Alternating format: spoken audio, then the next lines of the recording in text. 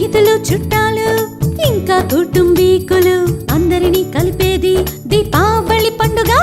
దీపావళి పండుగ, దీపావళి పండుగ అందరూ సరదాగా జరుపుకుంటారు.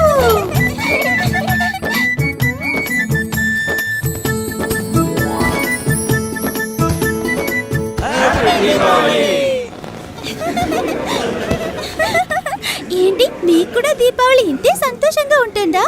కమెంట్స్ లో రాసి మాకు చెప్పండి.